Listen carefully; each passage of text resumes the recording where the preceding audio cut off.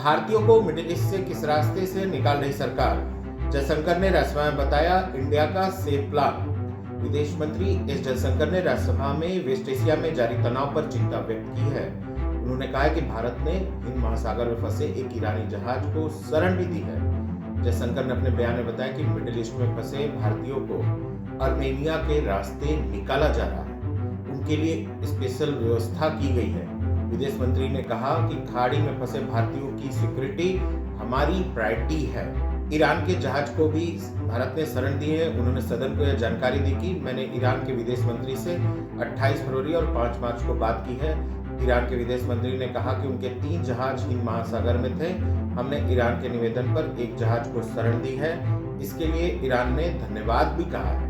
विदेश मंत्री ने आगे कहा, एनर्जी नीड्स को पूरा करने के लिए हम सतर्क हैं। भारत शांति के समर्थन में है, हम नागरिकों की सुरक्षा के पक्ष में हैं। ईरान में जो भारतीय दूतावास है वो हाई अलर्ट पर है। भारतीय दूतावास ने तेहरान में कई भारतीय छात्रों को बाहर की जगहों पर शिफ्ट करने में मदद की है।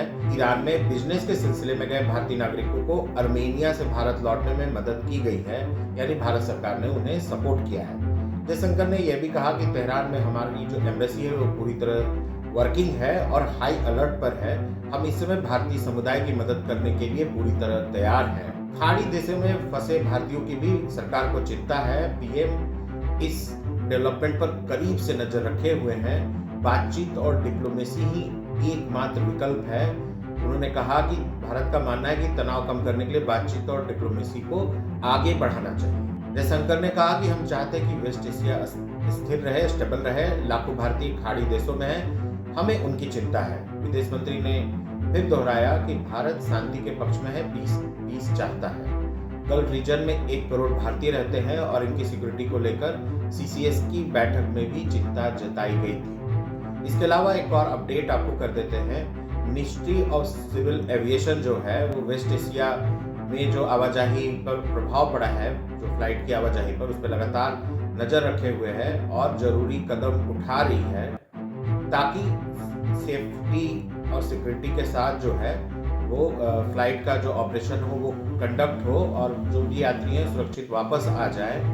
पैसेंजर का जो डाटा है उससे ये पता चल रहा है कि 7 मार्च को 51 इनबाउंड जो फ्लाइट्स थी वो भारत में आई। करीब 8,175 पैसेंजर भारत आए हैं।